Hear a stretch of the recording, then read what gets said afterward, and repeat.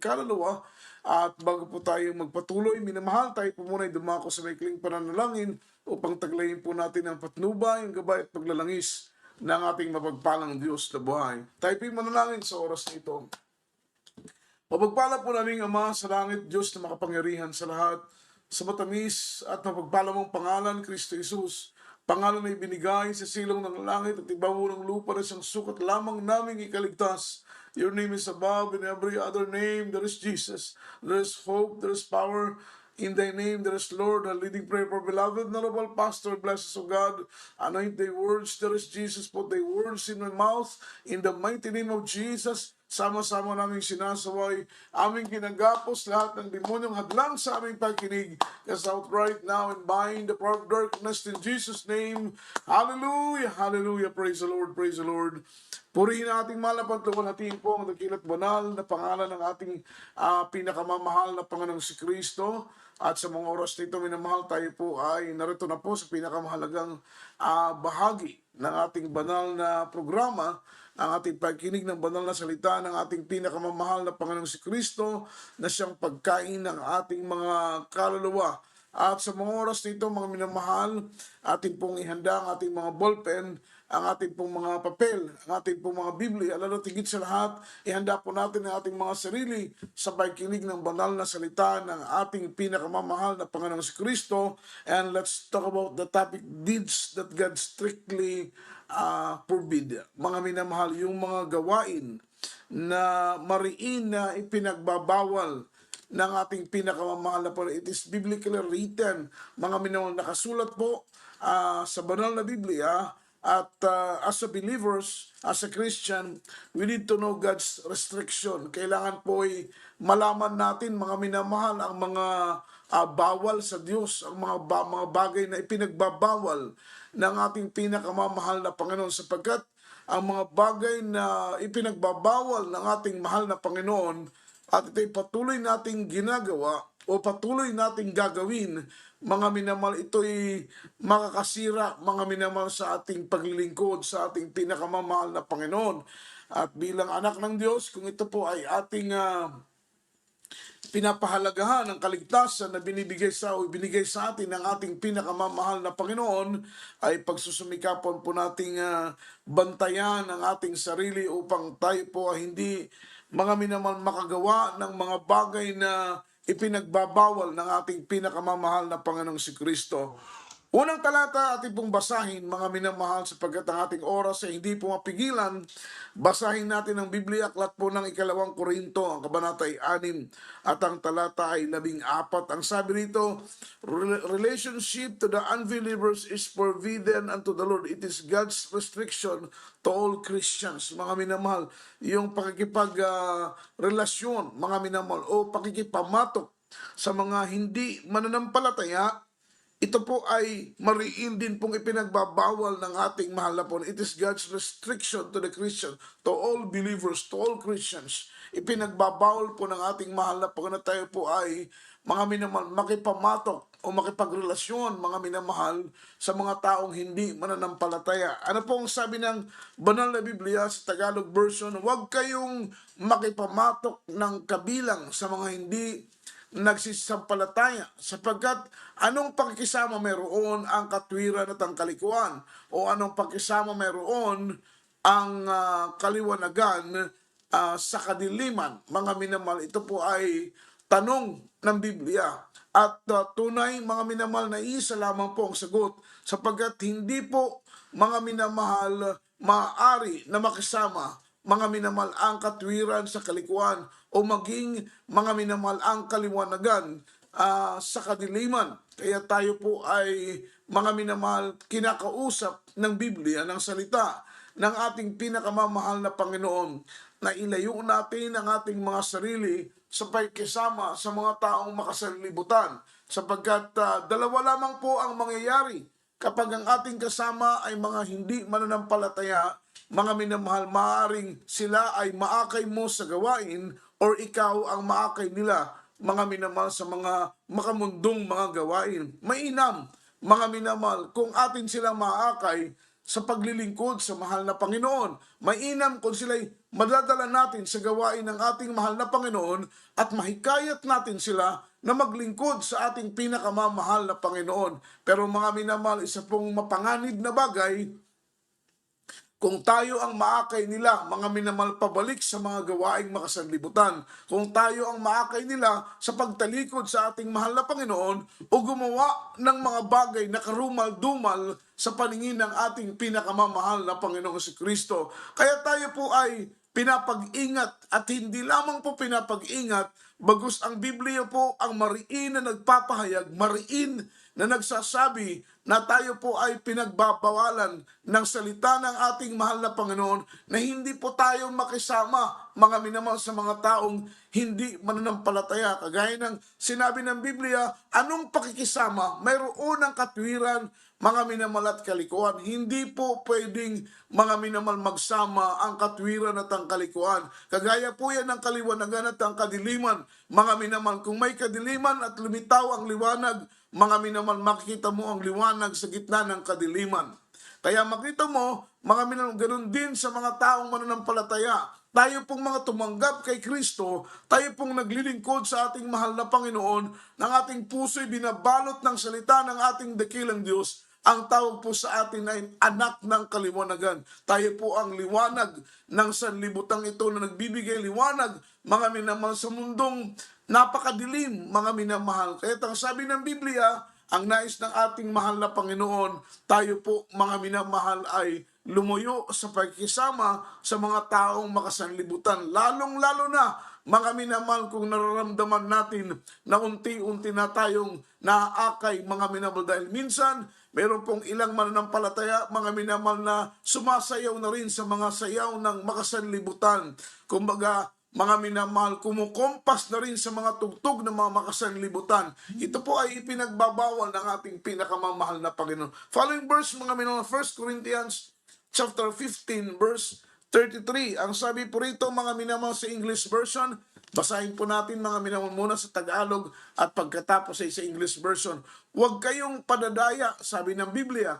Ang masamang kasama ay sumisira ng magandang ugali, mga minamahal.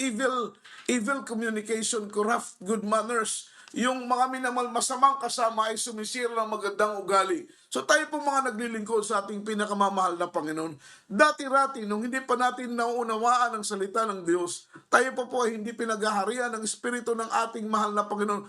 Ang ating mga ugali, mga minamahal, ay makarimari-marim. Ang ating mga ugali ay masasama, mga minamahal. At talagang wala tayong pag-ibig, wala tayong pagpapasensya, wala tayong pagpapatawad, hindi tayo marunong magpakubaba. Tayo po, mga minamahal ko, ay handang mga minamahal, makipag-away, makipagtalo. Talagang ipinapakita po natin na tayo po ay matapang. Ubod ng sama ang ating mga ugali noon. Ngunit sabi ng Biblia, if any man be in Christ, he is a new creature. All things are passed away, and behold, all things are becomes new. Sabi ng salita ng ating mahal na Panginoon, tayo po yung mga bagong nilalang. Tayo po yung mga bagong linikha na mula nang tanggapin natin ang ating pinakamamahal na Panginoon. Ating hinubad ang luma nating pagkatao at isinuot ang bagong pagkatao kay Kristo. Kaya mga minamahal, loob at labas ng ating anyo, tayo po'y nakasumpong ng pagbabago, maging sa ating pananalita, sa ating pagkilos, sa ating paggawa, sa ating pag-iisip. Tayo po ay unti-unting binabago ng ating pinakamamahal na Panginoong Jesucristo. At nakita ng ating mga kaibigan, nakita ng maraming tao sa ating paligid, yung pagbabago ng ating mga buhay, mga minamahal, ito po ang nagpapatunay na si Kristo na ang naghahari sa ating buhay. Kaya iniiwas natin ang ating mga sarili na makisalamuha, makipagkaibigan, makipagbarkada, mga minamahal, sa mga taong makasanlibutan. Sapagkat sabi ng Biblia, evil communication, corrupt good manners. Ang mabuting pag-uugali, mga minamahal ko, amen, ang mabuting pag-uugali ay nasisira kapag mga minamahal, ang ating mga kasama ay maimpluwensyahan tayo sa mga masasamang mga gawain. Kainli sa Tagalog version, 1 Corinthians 15:33. O sabi ng Biblia, huwag kayong padadaya. ang masasamang kasama ay sumisira ng magandang ugali. Ito po'y mga minamahal dapat nating pag-ingatan. Kapag masira ang ating mga ugali, dahil ang kasama natin ay masasamang mga tao, parang nasira na rin ang ating mga patutuo. At ito'y nais ng Panginoon na ating pakaingatang mainam, mga minamahal, ang mga patutuo na ginawa ng mahal na Panginoon sa buhay natin upang tayo po'y mga minamahal makapaghayag, maging mabuting halimbawa tayo sa mga taong makasanlibutan. Kaya mariin po, isa po sa mariin na pinagbabawal ng ating mahal na Panginoon na tayo po mga minamahal ay makipamatok sa mga taong makasanlibutan. Maging ang mga kabinataan natin, ang mga kadalagahan nating mga kapatiran ay mariin din pong ipinagbabawal na huwag mag-aasawa ng mga taong makasanlibutan. Dahil mga minamahal, malaki po ang posibilidad na tayo po ay mailayo sa paglilingkod sa ating mahal na Panginoon. Kagaya po ni Haring Solomon. Si Haring Solomon ay pinagbawalan ng ating mahal na Panginoon na huwag mag-aasawa mga minamahal na mga foreign woman, yung mga minamahal, mga kababaihang hindi kalahi at kalipi ng bansa ng Israel. Ngunit si Haring Solomon ay may katigasan ng ulo, may katigasan ng puso. Siya po ay sumuway, mga minamahal, sa nais ng ating mahal na Panginoon. Siya po ay nakipag-asawa sa mga dayuhang mga babae. At alam po ninyo, ang Biblia ang nagsasabi, nang si Solomon ay matanda na, ang kanyang mga asawang dayuhan ang siyang pumihit ng kanyang puso upang mailayo sa ating pinakamamahal na Panginoon. Yung pala ang nais ng ating mahal na Panginoon. Dahil alam ng Diyos na kapag mga minamahal ipilit ni Haring Solomon na makipamatok sa mga taong makasanlibutan, makipagrelasyon sa taong makasanlibutan, mag-asawa ng taong makasanlibutan, mga minamahal, ay maaari po ng kanyang puso ay mapihit sa pagtalikod sa ating pinakamamahal na Panginoon. At hindi po nagkamali ang ating mahal na Panginoon nung matanda na si mga minamahal si Solomon. At alam po ninyo, nakakalungkot kung kailan tuloy tumanda siya, nung siya bata pa, siya mainit na umiibig, gumaganap sa kalooban ng ating mahal na Panginoon. Ngunit nang siya po ay tumanda na, sabi ng banal na Biblia, napihit ang kanyang puso sa pagtalikod sa ating mahal na Panginoon. Hindi po kagaya ng kanyang ama na si David, mga minamahal, na hanggang sa kanyang kamatayan, ang puso ni Haring David ay naging faithful sa mahal na Panginoon, naging tapat sa ating mahal na Panginoon. Kaya isa po yan na mariin na pinagbabawal ng Biblia. Kaya makita mo, may ilan tayong mga kapwa mananampalataya, mga minamahal, na nakikipag-asawa, imbis na mga minamahal, kanila pong hanapin ang maging kabiyak sa kanilang puso, sa kanilang buhay, ay ang kapwa nila mananampalataya, doon sila sa mga worldly. Ano po ang nangyayari? Mainam, napaka-mainam, mga minamahal. Pero risky din po, mga minamahal. It is try and error. Hindi po natin tiyak kung mapapabuti, mga minamahal. Dahil kapag mag-asawa ka ng mga taong makasanlibutan, dalawa lamang po ang mangyayari. Kagaya ng sinabi ko kanina, maaring sila ay madala mo, praise the Lord, kung sila ay maakay mo sa paanan ng ating mahal na Panginoon. Pero risky po, papaano kung hindi natin sila madala sa gawain ng mahal na Panginoon? Papaano kung hindi natin sila maakay sa pananampalataya? Sila po ang gagamitin ng kaaway upang tayo po ay unti-unting ilayo sa mahal na Panginoon. Imagine araw-araw sa paghiga, sa pagtulog, sa pagkain, mga minamahal, nagkakaroon kayo ng conflict sa inyong paniniwala. Iba ang kanyang paniniwala, iba ang iyong pananampalataya. Magkakaroon kayo ng malalim na argumento halos araw-araw. Maging ang pagsamba mo, mga minamahal, ay uusigin. Ang pagbibigay mo ng ikaputandog, mga minamahal, ay magiging away ninyong mag-asawa dahil hindi siya nakakaunawa sa kalooban ng Panginoon na iyong naunawaan. So magkakaroon kayo ng conflict, magkakaroon kayo ng mabigat at malalim na argumento, pati ang mga anak ninyo ay madadamay. Pero kung ang iyong magiging kabiyak ay kapwa mananampalataya, nauunawaan niya ang mga bagay na iyong nauunawaan, nalalaman niya ang mga bagay na iyong nalalaman, mga minamahal, nababatid niya ang mga bagay na iyong nababatid, wala kayong mga minamahal malalim na pagtatalunan tungkol sa paglilingkod sa ating mahal na Panginoon. Kaya tayo po ay pinapalayo. Ang Biblia ang mariin na nagsasabi na lumayo tayo, huwag tayong makipamatok, huwag tayong makisama sa mga taong makasanlibutan. Amen? Kaya mga minamahal, ipag-pray natin sa mahal na Panginoon na sila'y maakay natin sa gawain ng Diyos. Kung hindi man, mga minamahal, hanapin natin ang magiging kasama, karelasyon, mga minamahal, kaibigan, barkada, yung kapwa natin mananampalataya. Ang pangalawa, mga minamahal, basahin natin ng Biblia, Aklat ng Mateo, ang kapitulo 5, ang talatay 28.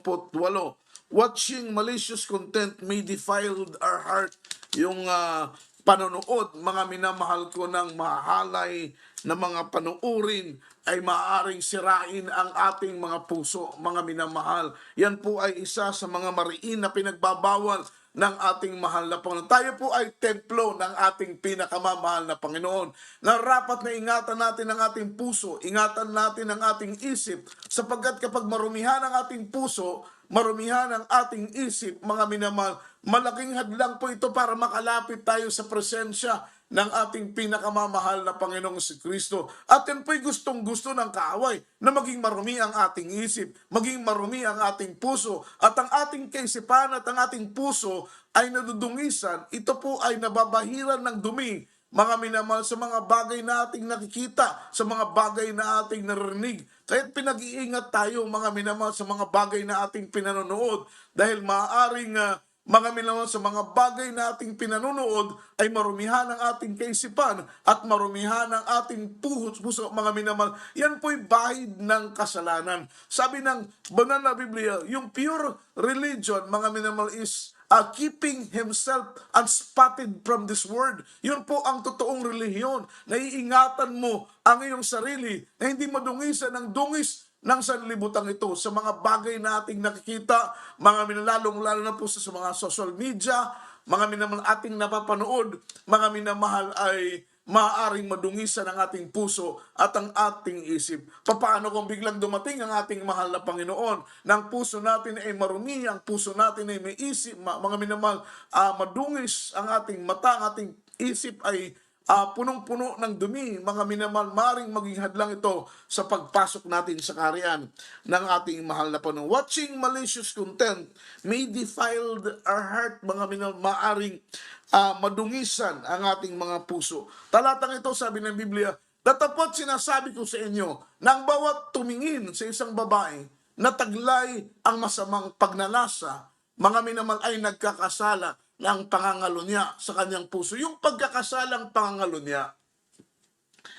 ito po'y napakabigat, mga minamahal ko, na kasalanan, mga minamahal. Yung word na pagkakasalang pangangalo niya, yung ikaw ay may asawa na at maghahanap ka pa ng ibang asawa, mga minamahal, ibang babae, yan ay pagkakasalang pangangalo niya. Ibig sabihin, kapag may asawa ka, kailangan isa lang ang asawa mo, mga minamahal. Hindi pwedeng dalawa, hindi pwedeng tatlo, hindi pwedeng apat. Kagaya ng turo, mga minamahal, ng ibang pananampalataya na pwedeng mag-asawa ng dalawa, pwedeng mag-asawa ng tatlo, pwedeng mag-asawa ng apat, as long na kaya mong buhayin. Pero iba ang doktrina, iba ang turo ng ating pinakamamahal na Panginoon. Kailangan ang mananampalataya ay meron lamang isang asawa.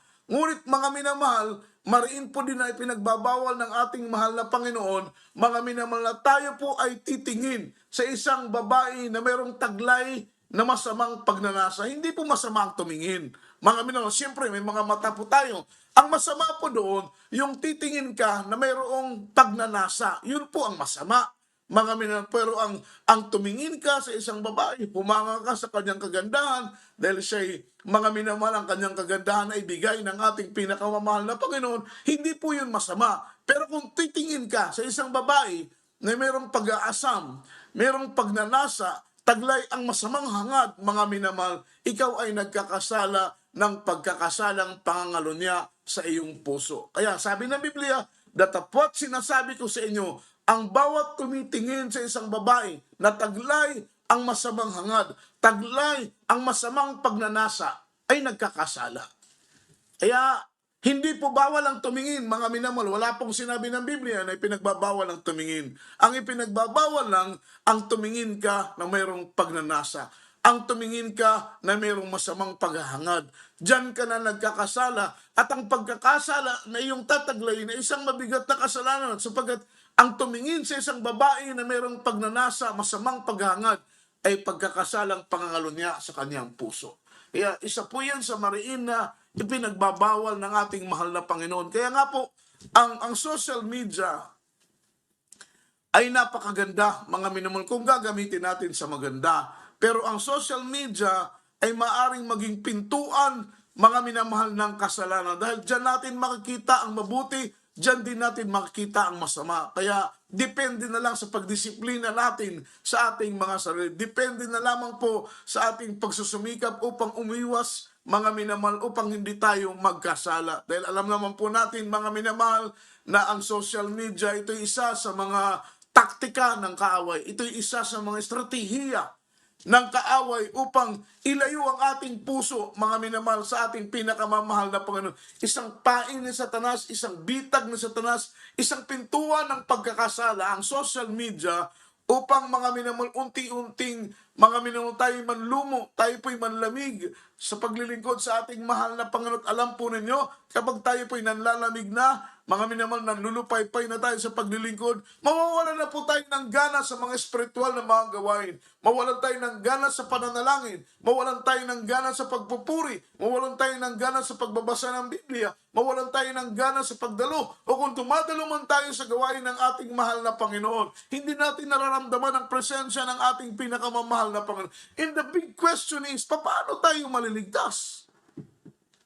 Paano tayo magiging karapat-dapat sa ating pinakamamahal na Panginoon kung tayo po ay nanlalamig na? Marami pong, mga minamahal, isa po sa maaring maging dahilan ng ating panlalamig, yung ating palaging pagbababad, mga minamahal, sa social media, sa panonood ng mga panuurin sa loob ng ating cellphone, mga minamahal. Totoo po yan.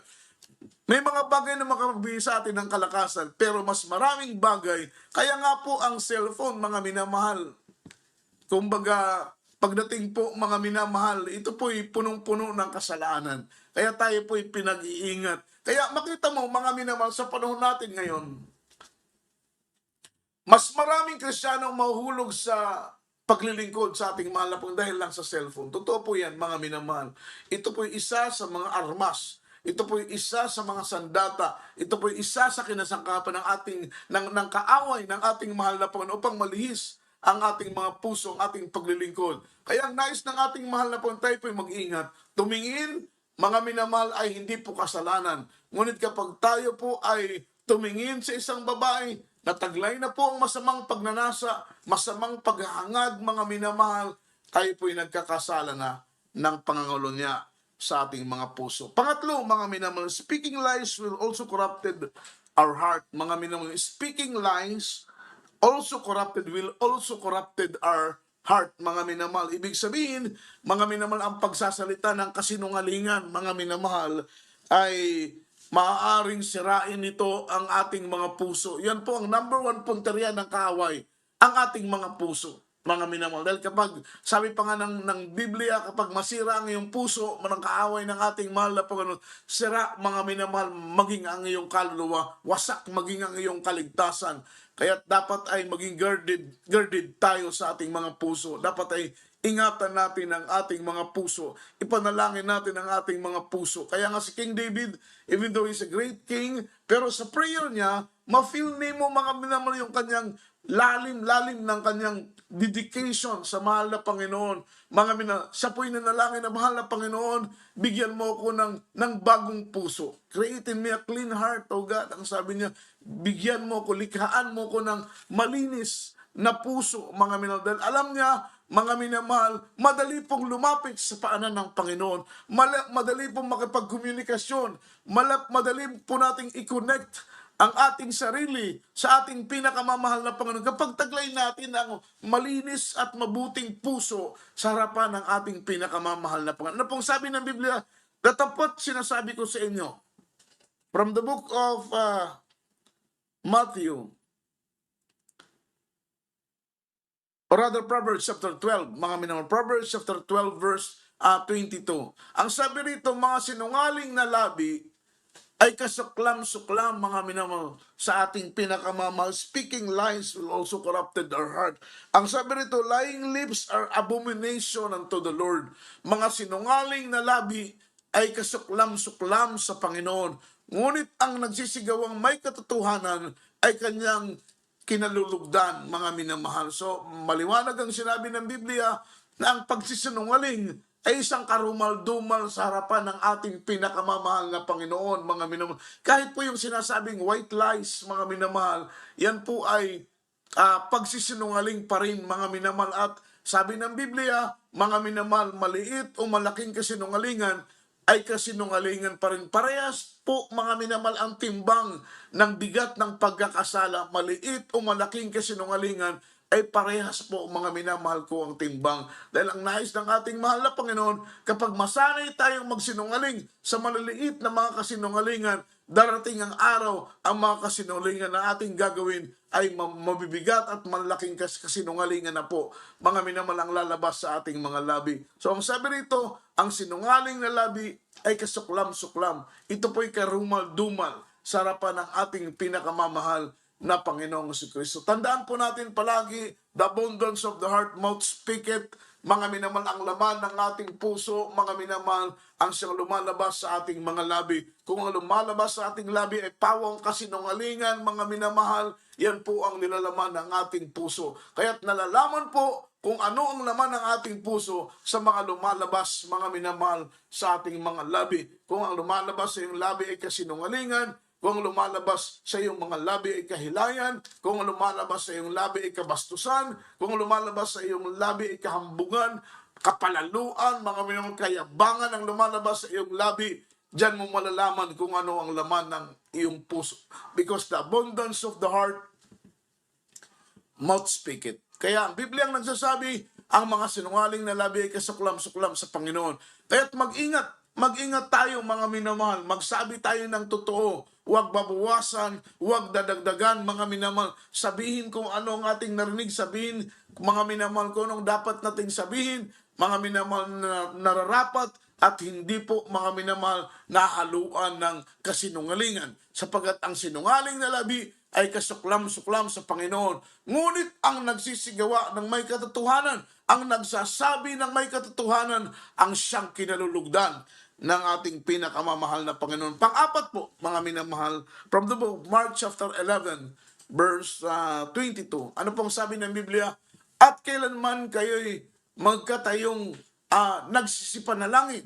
Magpatawad kayo kung meron kayong anumang laban kaninuman. So ito po'y, mga minamahal, patungkol sa pagpapatawad sa mga taong nagkakasala sa atin. Sapagat minsan, tayo po ang nagkakasala sa ating kapwa, minsan naman, silang nagkakasala sa atin. Mga minamahal, not all the time silang nagkakasala sa atin. May panahon na tayo po ay nagkakamali sa ating kapwa, mga minamahal. Yung point lamang po natin dito, dapat ang maging attitude ng mga Kristiyano ay palaging maging handa sa pagpapatawad. Kaya kailangan natin ipag-pray. Kailangan natin ipanalangin. Kailangan natin iiyak, mga minamahal, sa ating mahal na Panginoon. Lord, ihanda mo palagi ang aming puso sa pagpapatawad sa mga taong nagkakasala sa amin. Sapagkat bilang Kristiyano, hindi tayo pwedeng magtanim ng galit, mga minamahal. May mga ilang Kristiyano na nagpatawad na raw sila pero nagkikimkim pa rin ng galit. Hindi po yun ang totoong pagpapatawad. Ang totoong pagpapatawad sa mga tao na nagkasala sa iyo, yung mga minamahal, bukas ang iyong puso. Ibig sabihin, mga minamahal, totoo ang iyong pagpapatawad. Dahil kapag magpatawad ka, pero nagkikimkim ka pa rin ng galit, kagaya po ng kwento na aking narinig, mamamatay na po siya, ang kanyang ginawa, pinatawag niya yung kanyang kumpare kung saan masama ang kanyang loob. Sila po'y merong paghihinanakit sa isa't isa. Dahil nararamdaman niya na sa po'y mamamatay na, ang ginawa niya, pinatawag niya yung kanyang kumpare. Nung dumating ang kanyang kumpare, yung mga minamahal, sinabihin niya na, pare, pinapatawad na kita sa iyong pagkakasala. Kung sakaling ako'y mamamatay, sabi niya, pare, pinapatawad na kita sa iyong pagkakasala.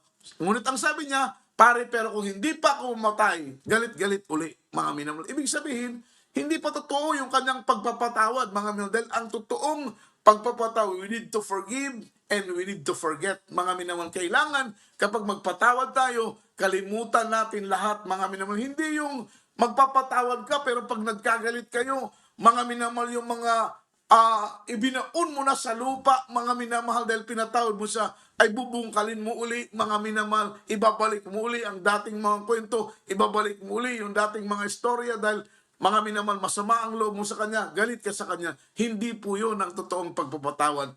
Kaya ang sabi ng Biblia, kung mayroon kayong anumang laban kanino man, upang inyong Ama naman sa langit ay patawarin kayo sa inyong mga kasalanan. Magpatawad kayo, sabi ng Biblia, kung meron kayong anumang laban sa kanino man. Yun po ang turo ng Biblia, mga minamahal, dahil paano natin masumpungan ang kapatawaran galing sa ating pinakamamahal na Panginoong Hesus kung hindi tayo magpapatawad, mga minamahal, sa ating kapwa. Yan po yung sequence ng forgiveness. Hindi ka makasumpong ng pagpapatawad galing sa Panginoon as long na hindi ka magpatawad, mga minamahal, kanino man o sa mga taong, mga minamahal, merong laban sa iyo. Kaya kailangan bilang Kristiyano, palagi nating ihanda ang ating mga sarili because we are living in this imperfect world with imperfect person.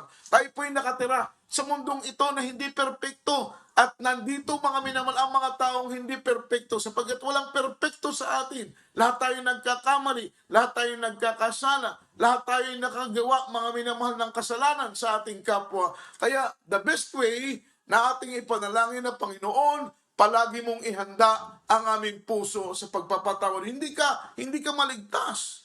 Hindi ka maging tagapagmana ng buhay na walang hanggang. Yung langit na in-expect mo, kapatid, mga minamahal, hindi mo yan masumpungan as long na hindi ka nagpapatawad, mga minamahal. Kaya kailangan na ikaw ay kahit dumalo ka pa ng Miyerkules, Biyernes, Linggo, kahit magtapat ka pa sa pagbibigay, lumakad ka may kabanal, pero may galit sa puso mo, nagkikimkim ka ng galit sa iyong asawa, nagkikimkim ka ng galit sa iyong kapatid, nagkikimkim ka ng galit sa iyong kapwa mananampalataya, kapwa mo manunugtog, kapwa mo mag-aawit, mga minamahal, kayong kapwa mananampalataya, hindi ka pa rin maligtas, mga minamahal, sapagkat sabi ng Biblia, mga minamahal, upang ang inyong Ama na mananasa langit ay patawarin kayo sa inyong mga kasalanan. So makita mo, ikaw ay mapatawad ng Panginoon kung ikaw ay marunong din magpatawad, mga minamahal. At alam po ninyo, yung pagpapatawad, may duration po yung pagpapatawad. Mga minamahal, kailangan hindi lulubog ang araw. Kapag nakasikat ang araw, may nagkasala sa iyo, kailangan hindi lulubog. Kung lubog naman ang araw, kailangan huwag mo nang pasikatin pa ang araw. Kaya kung hindi ka nagpapatawad ng isang linggo, hindi ka nagpapatawad ng isang buwan, isang taon na hindi ka pa rin nagpapatawad, nagkikimkim ka pa rin ng galit, mga minamahal, halos ayaw mo siyang makita, halos ayaw mo siyang kamayan, halos ayaw mo siyang makausap. Kapag, mga minamahal, mayroong post siya sa FB, ayaw mong mag-likes, mga minamahal, ayaw mong i-share. Kapag siya po, ang mga minamahal ko ay pinagpapala, galit ka. Kapag siya po ay dumaranas ng pagsubok, tuwa ka, mga minamahal, hindi po yan ang attitude na dapat sa isang Kristiyano. Ang puso natin ay binago na ng ating pinakamamahal. Dapat malungkot tayo, mga minamahal, kung sila po ay nasa pagsubok. Malungkot tayo kung sila po ay nasa mga problema. At makigalak tayo, maging masaya tayo kung sila'y pinagpapala, maging masaya tayo kung sila'y nakakaranas ng success sa buhay, mga minamahal. Sila'y nagiging matagumpay, maging masaya tayo doon, mga minamahal. Sapagat yun po ang puso ng tunay na Kristiyano na binago na ng ating pinakamamahal na Panginoon.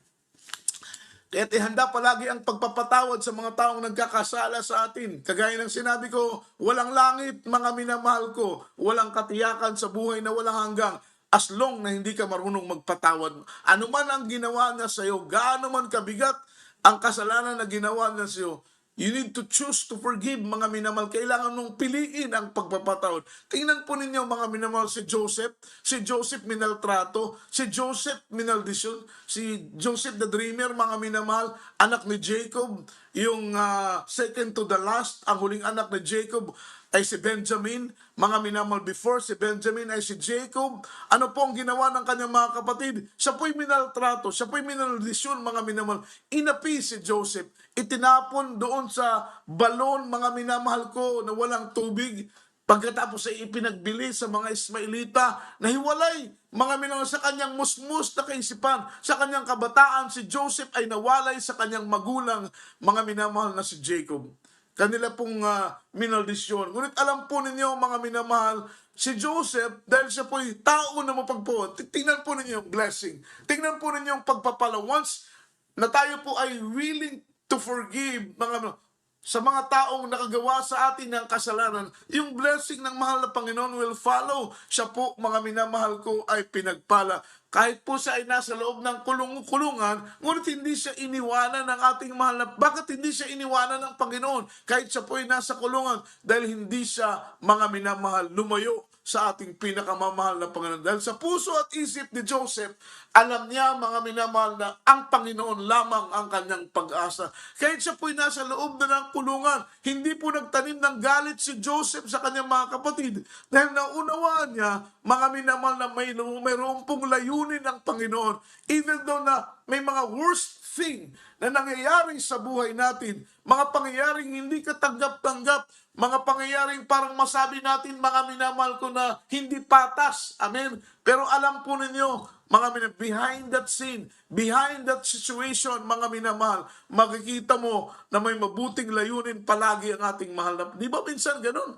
Hindi katanggap-tanggap yung mga pangyayari. Mga minamahal, hindi natin may paliwanag, mga minamahal, hindi natin lubos maisip bakit nangyari sa atin ang mga pangyayari yun. Pero wala kang kamalay-malay, na yun pala ay plano ng Diyos, paghahanda ng ating mahal na Panginoon, dahil meron siyang mabuting gagawin, mga minamahal, sa bandang dulo. Kagaya kay Joseph, tingnan mo, mga minamahal, anong purpose? Bakit si Joseph napunta ng Ehipto? Siya po'y gagawing gobernador ng mahal na Panginoon. At hanggang dumating po ang time, mga minamahal, from jail, siya po'y naging governor, mga minamahal, ng Egypt. At dahil siya'y gobernador, siya po ang naging tagapamahala, mga minamahal ko, ng mga pagkain sa loob ng Ehipto. Dumating po ang matinding tagutom. Wala na pong makuhanan ng pagkain.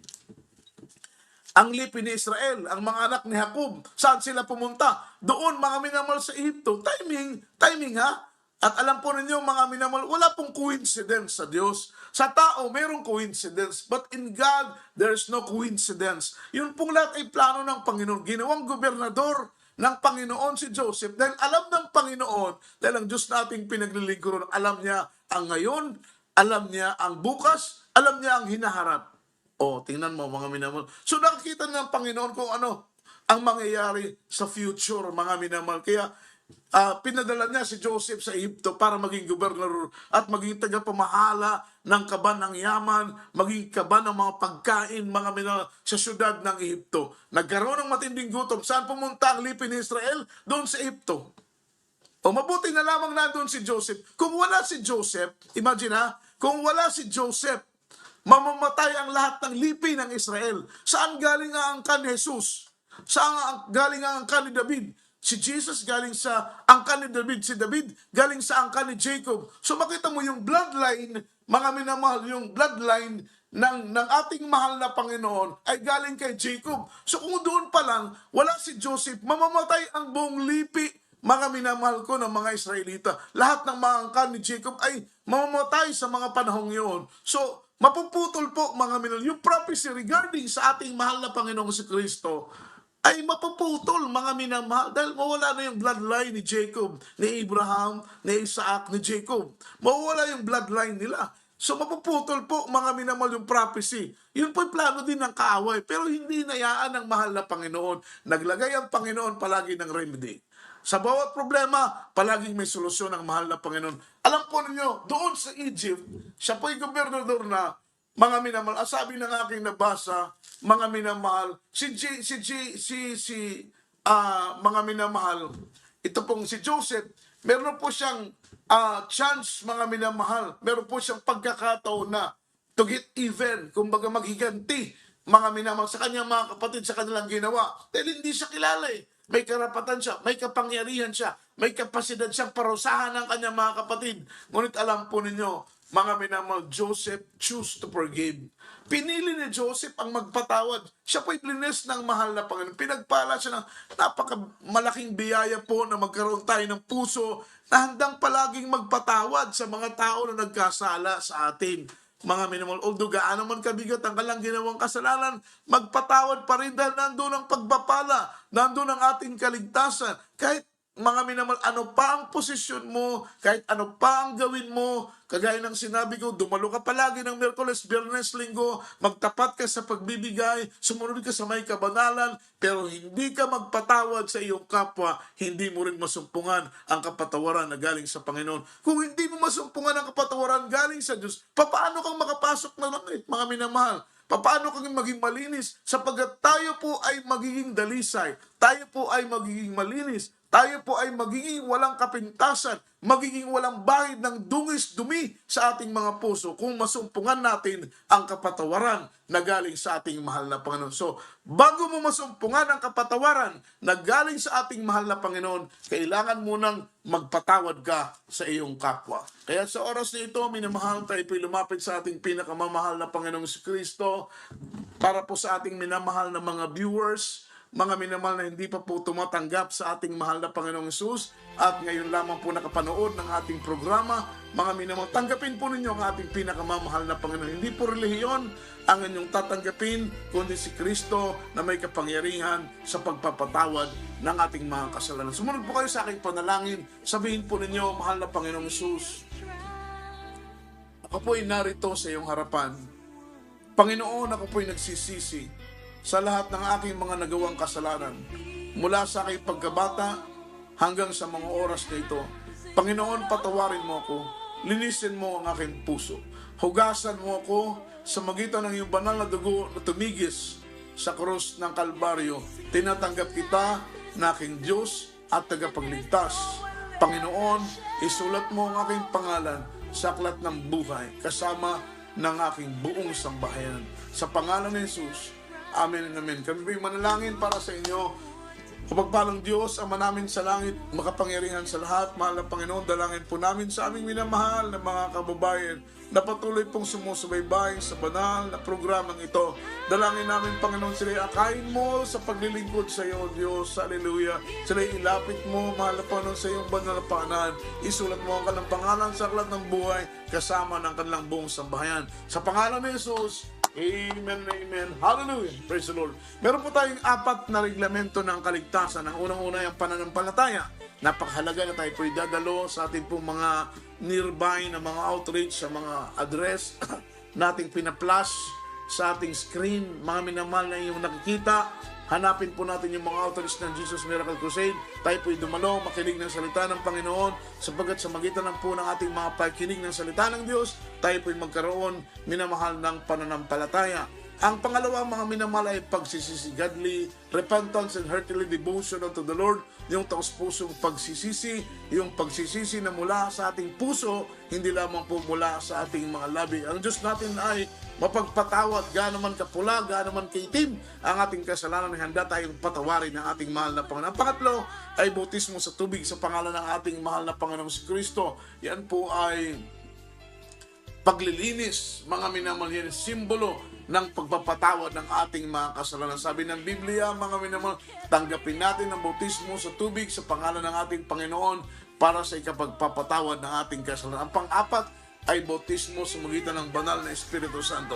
Diyos po ang gagawa nito, at kapag makita ng mahal na Panginoon na ikaw ay karapat-dapat, taglay ang malinis na puso, malalim na dedikasyon sa paglilingkod sa Diyos, ikaw ay bibigyan ng regalo ng mahal na Panginoon sa magitan ng regalo ng banal na Espiritu Santo. Ang Diyos pong magpala, at sa mga oras nito, minamahal, tayo po'y manalangin para po sa ating mga pangangailangan, material man, financial man, spiritual man, ano man ang desire ng ating mga puso, ilapit natin sa ating mahal na Panginoon. Sapagkat sabi ng Biblia, humingi tayo at tayo po ay bibigyan ng ating mahal na Panginoon. Idalangin po natin sa Panginoon ang lahat ng ating mga pangangailangan. Tayo po'y mag-pray.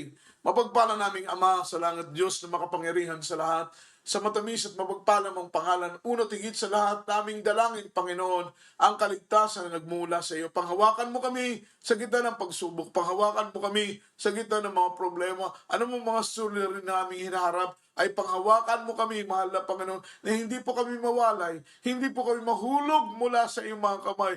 Ingatan mo ang aming mga puso, mahal na Panginoon, hindi malihis sa paglilingkod sa iyo, sa mga pangangailangan namin. Ikaw maghanda ng lahat ng ito, pagkat batid namin, Panginoon, na ikaw ang Diyos na pinagbubukalan ng lahat ng mga pagpapala. Sa pangalan ni Jesus, Amen and amen. As a point of contact, mga minamahal, tayo po'y dadako sa ating masiling, ating pong ipatong ating kamay sa ating ulo, kabilang kamay sa parte ng ating katawang may mga karamdaman, para po sa lahat ng ating mga viewers, mga minamahal, ang inyong mga kamay, ipatong po ninyo mga minamahal sa mga screen ng inyong mga gadget, ano man ang inyong mga prayer request, ano man ang inyong mga spoken request, mga minamahal, karamdaman, problema, ipanalangin natin sa ating mahal na pang leading prayer for beloved Honorable Pastor. Ang sabi ng Biblia, mga minamahal, the effectual fervent prayer of a righteous man, it is availeth much, mga minamahal.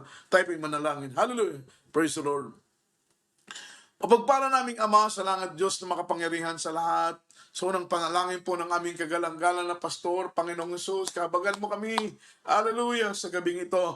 Kami pinarito dumudulog, mahal na Panginoon, susumamo sa iyong kapangyarihan, mahal na Panginoon, maging daluyan nawa, mahal na Panginoon, bawat isa sa amin ng iyong kapangyarihan. Leading prayer for beloved honorable pastor, iunat mong iyong mapagpalang kamay patong sa aming ulo, anumang karamdaman ay gumaling, anumang problema ay malutas, sa pangalan ni Jesus, cast out right now, and bind the power of darkness in the mighty name of Jesus, and against sickness be healed, infirmities cast out, them sa leukemia, cancer, TB, diabetes, ano mga incurable sicknesses and diseases, cast out right now, mga panghina, panlupaypay, panlalamig, demonyo ng mga pag-alinlangan, demonyo ng kahirapan, hadlang sa mga pagpapala, hadlang sa mga katugunan, sa mga panalangin, cast out right now, in the mighty name of Jesus, amen and amen, hallelujah, praise the Lord. Purihin at luwalhatiin pong ating pinakamamahal na Panginoong si Kristo para po sa ating karagdagang mga announcement. Mga minamahal, regarding po sa ating upcoming mga minamahal anniversary crusade dito po sa dako ng Zamboanga, mga minamahal, ang ating venue, mga minamahal, ay nasa dako ng Maria Clara Gymnasium sa dako ng Santa Maria. Kung kayo po ay may mga nais po ninyong dumalo at kayo po ay may mga cellphone, hanapin lamang po natin sa ating Google Map, mga minamahal, yung Maria Clara Gymnasium. Isa lamang po ang Maria Clara Gymnasium dito po sa dako ng Zamboanga, at madali po nating malocate yung area, yung location ng ating venue. That is November 9, 2025, mga minamahal, yung ating fixed date ng ating schedule. Ang Diyos po ang magpala sa ating lahat. Yung ating mga regular na gawain dito po sa dako ng Sunto, Tala, Lumbangan, sa ating main church dito sa dako ng Zamboanga, mga minamahal, every Wednesday, alas 4 po ng hapon hanggang alas 8 ng gabi. At every Friday, overnight prayer po natin, alas 10 ng gabi. At tayo po yung matatapos madaling araw na po, umaga na po ng Sabado. At tuwing araw ng Linggo, ang ating gawain, ating general worship, ay alas 10 ng umaga. At tayo po yung natatapos ng alas 3, minamahal ko ng hapon. Yung ating Miracle Hour, mga minamahal, under the banner of Jesus Miracle Crusade International Ministry, ay regular nating programa. Ito po'y gabi-gabi, mga minamahal, Lunes hanggang gabi ng Linggo, maliban sa gabi po, mga minamahal ko ng Miyerkules. That is because of conflict of schedule. Then meron po tayong gawain, minamahal, sa Miyerkules, alas 8 tayo natatapos, kaya't minabuti po namin na for the meantime ay wala po muna tayong programa sa ating Miracle Hour. Ngunit gabi, mga minamahal, ng Lunes hanggang gabi ng Linggo ay gabi po ating programa, mga minamahal. Kaya patuloy po tayong manood, umantabay, sumubaybay sa ating pong banal na programa, mga minamahal, upang ang Diyos ang magpala, mga minamahal, sa ating lahat. At tayo po'y manalangin para po sa ating closing prayer. Ipabaon po ng Panginoon ng kagalakan, kapayapaan sa ating mga puso at kaisipan. Pag-ingatan po tayong lahat ng ating mahal na Panginoon sa ating payapang pagtulog. Tayo po'y manalangin. Mapagpala naming Ama sa langit, makapangyarihan sa lahat. Mahal na Panginoong Hesus, kami nagpupuri, nagluluwalhati. Salamat, Panginoon. Binigyan mo kami ng pagkakataon muli na makapangaral sa iyong banal na salita, mahal na Panginoon, sa kahanginan, sa programang ito. Dalangin namin na pagpalain ng bawat isa sa amin, mahal na Panginoon, sa aming pansamantalang paghiwa-hiwalay, kung paano kami iningatan mo sa buong maghapon, gayon din naman po sa buong magdamag naming pagtulog. Patulugin mo kami, mahal na Panginoong Hesus, ng mahimbing. Ilayo mo kami sa masasamang mga panaginip at masasamang mga pangitain, bago sa aming pagpikit ay kaluwalhatian mo, Diyos, ang aming makita. Leading prayer for beloved honorable pastor, in the mighty name of Jesus, sama-sama naming sinasaway, aming ginagapos ang lahat ng demonyong hadlang, gawa talang ng kaaway, sa pangalan ni Jesus, sa pangalan ni Jesus. Amen and amen. Purihin po ang ating mahal na Panginoon. Luwalhatiin po ang ating dakilang Diyos. Salamat sa biyaya ng ating pinakamamahal na Panginoon. Dito po sa ating studio, sa ating technical site, beloved brother Joas Abad. At ito po ang inyong abang lingkod, beloved preacher Jojo Abad. All the glory, honor, worship, and thanksgiving only belongs to our Lord Jesus Christ. God bless us all. Amen. Amen. Hallelujah.